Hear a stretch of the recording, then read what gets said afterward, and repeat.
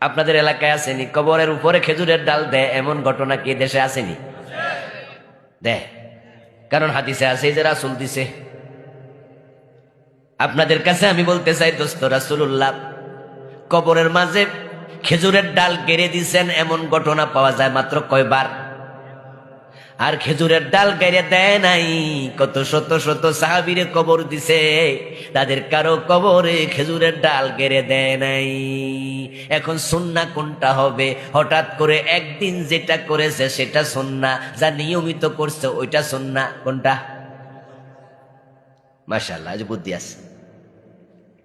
নিয়মিত খেজুরের ডাল দিত না, এখানে আযাব দেখা দিছে। এখন আপনারা যে বাংলাদেশে কাম শুরু করছেন, কবরের আযাব কি আপনারা দেখছেননি? তো কেন দিছেন?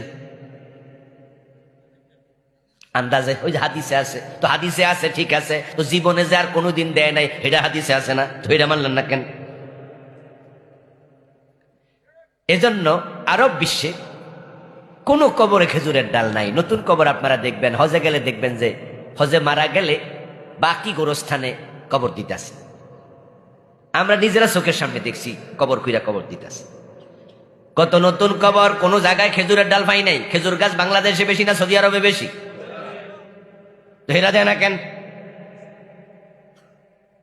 একদিনের